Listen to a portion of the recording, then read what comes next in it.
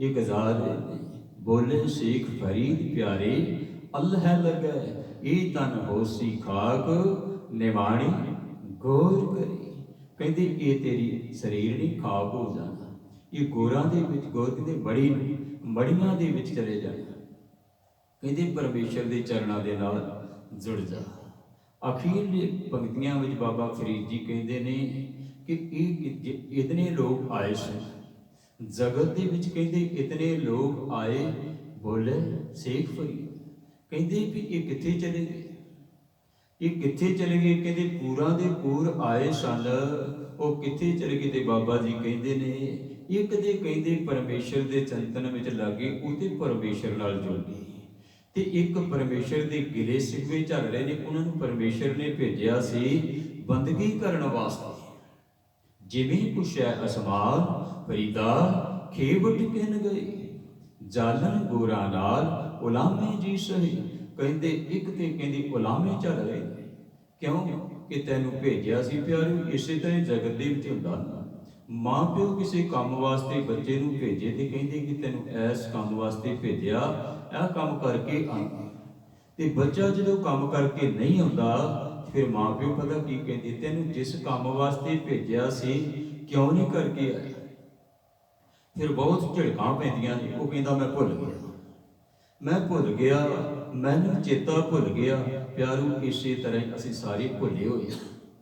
जिस कारज वास्ते परमेश्वर ने सानू भेजिया सी ना, असीं विसर गए, असीं दातां दे नाल जुड़ गए। दात प्यारी विसरिया दातारा, जाने नहीं वरण विचारा। कहते दातां दे नाल जुड़ करके उस दाते नूं विसर गया। ते कई ऐसे ने जिहड़े दातां भी मिल जांदियां ने ते दाते दे नाल जुड़ के रहिंदे ने, वो दाते दा शुकराना करते रहते हैं, वो चिंतन वाहिगुरू का हर वेले करते रहते हैं, कदे नहीं विसार दी। ये गल कहते ने ना विसरी ना विसारी ना भुली ना भुलावी। वाहिगुरू जी हमेशा तेरी याद साडे मन अंदर बनी रहे, कदी ना विसरी सा। विसर नाही दातार अपना नाम देहु, गुण गावां दिन रात नानक चाओ कि। मेरे मन अंदर ये चाओ बनया रहे कि तेरे मैं गुण गाउंदा। सब जी तेरी तू सब सदा मेरी शाह, सब तुझे तुझे मारे समाए। ते तेरे विच ही समा जांदे ने, समाउणा ते उसे दे विच ही है। सगल द्वार कोई छाड़ कै गयो तुहारो द्वार, बाहें गहे की लाज अस। गोबिंद दास तुहार पहला ही चरण शरण दे विच आ जाइए। खुआर होने वाली गल ना होवे, खुआर होए सब मिलेंगे। कहते खुआर हो के ते मिलना है, पहलों क्यों ना मिल जाइए उस वाहिगुरू दे नाल, पहला ही मिल जाइए। जे पहला मिल जावांगे तो खलास पहलों हो जावांगे। वाहिगुरू की एक मिकता मिल जाएगी, वाहिगुरू का प्यार मिल जाएगा, सानू जन्मां दा चक्कर जिहड़ा वो खत्म हो जाएगा साडा। सबना की तू आस है मेरे प्यारे, सब तुझे ध्यावे मेरे शाह। सारियां दियां तू आसा मुरादा पूरियां करदा। प्यारे कोई नहीं कह सकता कि मेरी आस मुराद नहीं पूरी की। कई बार उलामे जरूर देंदे ने, वाहिगुरू तू दूसरियां नूं बहुत देंदा पर मैनू नहीं तू देंदा। प्यारिया तैनूं शरीर बख्शिश कीता, तैनूं खाण पहनण वास्ते सारा कुछ दिता। जिन कन कीते अखी नाक, जिन देहबा दिते बोले तात। जिन मन राख्या अग्नि पाए, वाजे पवन आखे सब जाए। जेता मोह प्रीत स्वाद, सब काल कदागा दाग। दाग दोष मोह चलिया लाए, दरगह बैसन नाही। दोषां दे दाग ला के चले गए। प्यारी प्रभु नूं पता की कहंदा, तुसीं ते मेरे वास्ते कीता ही कुछ नहीं। दोषां दे दाग लगा ले अपने मत्थे उत्ते। हुण दरगाह दे विच बैठण वास्ते थां नहीं बनी, दरगह बैसन नाहे जाए। करम मिले आखण तेरा नाव, जित लग तरना होर नहीं थाव। जे किते बख्शिश मालिक दी हो जावे, इत्थे कर्म तो भाव है बख्शिश, उस वाहिगुरू दी बख्शिश हो जावे, मनुख नाम जपण लग पवे। जित लग तरना होर नहीं था। कहते होर कोई जगह नहीं जिस दे राही तरिया जा सकता। संसार समुद्र नूं तरन वास्ते केवल परमेश्वर के चरणों के नाल ਜੁੜਨਾ ਪਵੇਗਾ ਤੇ ਸਾਰਿਆਂ ਨੇ ਵਾਹਿਗੁਰੂ ਤੇਰੇ ਤੇ ਆਸਾਂ ਰੱਖੀਆਂ ਹੋਈਆਂ ਨੇ। ਤੂੰ ਸਾਰਿਆਂ ਦੀਆਂ ਮੁਰਾਦਾਂ ਪੂਰੀਆਂ ਕਰਦਾ, ਸਭ ਤੁਝੇ ਧਿਆਵੇ ਮੇਰੀ ਸ਼ਾਹ। ਸਾਰੇ ਹੀ ਤੈਨੂੰ ਯਾਦ ਕਰਦੇ ਨੇ, ਐ ਮੇਰੀ ਸ਼ਾਹ, ਐ ਮੇਰੀ ਪਾਤਸ਼ਾਹ, ਐ ਮੇਰੇ ਵਾਹਿਗੁਰੂ, ਸਾਰੇ ਤੈਨੂੰ ਹੀ ਯਾਦ ਕਰ। ਸਭ ਸ੍ਰਿਸ਼ਟ ਸੇਵੈ ਦਿਨ ਰਾਤ ਜੀਓ, ਦੇ ਕੰਨ ਸੁਣੋ ਅਰਦਾਸ ਜੀਓ। ਠੋਕ ਵਜਾਏ ਸਭ ਡਿਠੀਆਂ, ਤੁਝੇ ਆਪੇ ਲੈਣ ਛਡਾਏ। ਵਾਹਿਗੁਰੂ ਨੂੰ ਸਾਰੇ ਯਾਦ ਕਰਦੇ ਤੇ ਸਾਰਿਆਂ ਨੇ ਆਸਾਂ ਮੁਰਾਦਾਂ ਵਾਹਿਗੁਰੂ ਦੇ ਉੱਤੇ ਰੱਖੀਆਂ ਨੇ। ਪਿਆਰਿਓ, ਇੱਕ ਰਾਜਾ ਮਨ ਦੇ ਵਿੱਚ ਆਇਆ, ਕਹਿੰਦੇ ਸਾਰਾ ਕੁਝ ਤੇ ਮੇਰੇ ਕੋਲ ਹੈ, ਸਾਰਾ ਕੁਝ ਮੇਰੇ ਕੋਲ ਹੈ, ਇਹ ਮੇਰਾ ਕਿਸੇ ਵੀ ਕੰਮ ਦਾ ਨਹੀਂ, ਮੈਂ ਸੰਨਿਆਸ ਧਾਰਨ ਕਰਾਂਗਾ। ਮੈਂ ਹੁਣ ਸੰਨਿਆਸ ਲੈਣਾ ਚਾਹੁੰਦਾ। ਬਹੁਤ ਦੁਨੀਆ ਦੇ ਰੰਗ ਤਮਾਸ਼ੇ ਵੇਖ ਲਏ, ਬੜਾ ਕੁਝ ਵੇਖ ਲਿਆ।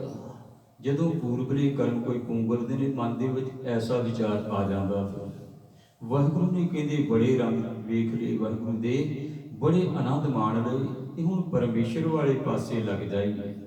ਸੋਚਿਆ ਕਿ ਹੁਣ ਮੈਂ ਸੰਨਿਆਸ ਧਾਰਨ ਕਰ ਲਵਾਂਗਾ, ਜਗਤ ਨੂੰ ਛੱਡ ਦੇਵਾਂਗਾ, ਸੰਨਿਆਸੀ ਬਣ ਜਾਵਾਂਗਾ।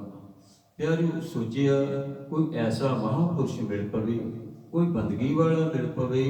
ਘਰੋਂ ਜਿਸ ਵੇਲੇ ਤੁਰਿਆ, ਹੁਣ ਮਨ ਦੇ ਵਿੱਚ ਰਾਜੇ ਦੇ ਵਿਚਾਰ ਹੈ, ਕੋਈ ਐਸਾ ਪ੍ਰਭੂ ਦਾ ਪਿਆਰਾ ਮਿਲੇ, ਬੰਦਗੀ ਵਾਲੀ ਰੂਹ ਮਿਲੇ। ਪਿਆਰਿਓ, ਜੰਗਲ ਦੇ ਵਿੱਚ ਜਾ ਕਰਕੇ ਇੱਕ ਸੰਨਿਆਸੀ ਮਿਲਿਆ।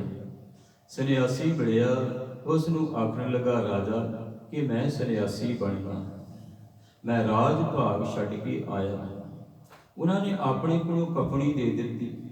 ਪਿਆਰਿਓ, ਕਫਣੀ ਜਿਹੜੀ ਹੁੰਦੀ ਹੈ, ਕੱਪੜੇ ਉਹ ਬਿਨਾਂ ਸੀਤੇ ਤੋਂ ਪਾਏ ਹੁੰਦੇ ਨੇ, ਉਹਨਾਂ ਨੇ ਸਾਧੂਆਂ ਨੇ ਕਫਣੀ ਪਾਈ ਹੋਈ ਹੈ।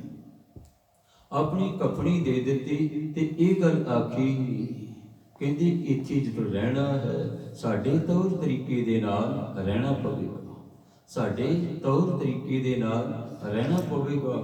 ਜੋ ਅਸੀਂ ਆਖਾਂਗੇ ਉਹੀਓ ਕਰਨਾ ਪਵੇਗਾ।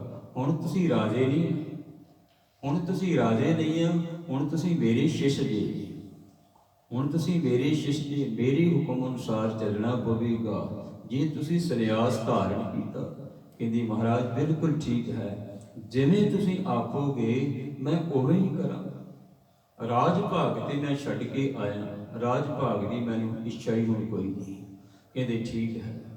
ਫਿਰ ਕਹਿੰਦੇ ਹੁਣ ਤੂੰ ਇੱਕ ਕੰਮ ਕਰ, ਸਾਡੀ ਇੱਕ ਬਾਲਕਾ ਹੈ, ਸਾਡੀ ਇੱਕ ਚੇਲੀ ਹੈ, ਕਹਿੰਦੀ ਜੋ ਸਾਡੇ ਵਾਸਤੇ ਲੰਗਰ ਪ੍ਰਸ਼ਾਦੇ ਦਾ ਅਰੇਂਜ ਕਰਦੀ ਹੈ। ਇੱਥੋਂ ਕਹਿੰਦੇ ਥੋੜੀ ਦੂਰ ਉਹਦਾ ਘਰ ਹੈ, ਥੋੜੀ ਦੂਰ ਉਹਦਾ ਘਰ ਹੈ ਤੇ ਕਹਿੰਦੇ ਉਸ ਦੇ ਕੋਲ ਜਾ, ਉਸ ਦੇ ਕੋਲ ਜਾ ਤੇ ਜਾ ਕਰਕੇ ਆਪ ਪ੍ਰਸ਼ਾਦਾ ਛਕਿਆ ਵੀ ਲੰਗਰ ਤੇ ਸਾਡੇ ਵਾਸਤੇ ਲੈ ਆ। ਇਹ ਕੰਮ ਤੈਨੂੰ ਕਰਨਾ ਪਿਆ ਕਰੇਗਾ। ਕਹਿੰਦੀ ਹੁਣ ਤੂੰ ਜਾ ਤੇ ਜਾ ਕਰਕੇ ਪ੍ਰਸ਼ਾਦਾ ਆਪ ਛਕ ਕੇ ਤੇ ਸਾਡੇ ਵਾਸਤੇ ਲੈ ਕੇ ਆ। ਪਿਆਰਿਓ, ਮਨ ਦੇ ਵਿੱਚ ਪਹਿਲੇ ਦਿਨ ਸੋਚਿਆ, ਰਾਜਾ ਸੀ, ਕਹਿੰਦੇ ਆਦਿ ਹੁਣ ਭਿਖਿਆ ਮੰਗਣ ਵਾਸਤੇ ਲਾ ਦਿੱਤਾ ਪਹਿਲੇ ਦਿਨ ਤੋਂ ਹੀ, ਪਹਿਲੇ ਦਿਨ ਤੋਂ ਹੀ। ਪਰ ਜੇ ਸੰਨਿਆਸ ਧਾਰਨ ਕਰਨਾ ਤੇ ਕਰਨਾ ਤੇ ਪਵੇਗਾ, ਇਹ ਕਰਨਾ ਹੀ ਪਵੇਗਾ।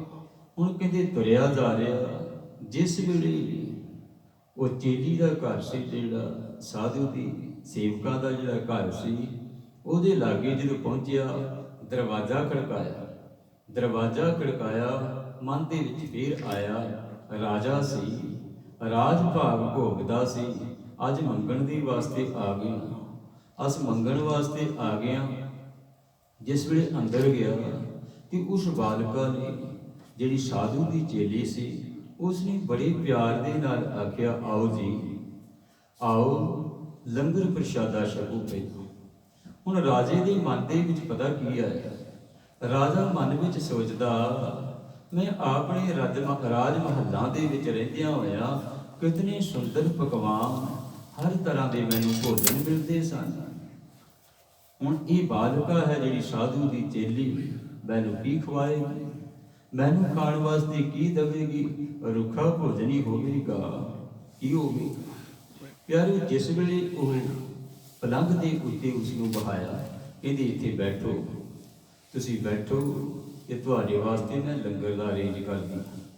ਲੰਗਰ ਪ੍ਰਸ਼ਾਦਾ ਜੋ ਕੁਝ ਰਾਜੇ ਦੇ ਮਨ ਦੇ ਵਿੱਚ ਸੀ ਨਾ, ਕਿ ਜੋ ਕੁਝ ਮੈਂ ਰਾਜ ਭਾਗ ਦੇ ਵਿੱਚ ਛਕਦਾ ਉਹੀਓ ਕੁਝ ਲਿਆ ਕੇ ਪਰੋਸ ਕੇ ਉਹਦੇ ਅੱਗੇ ਰੱਖ ਦਿੱਤਾ।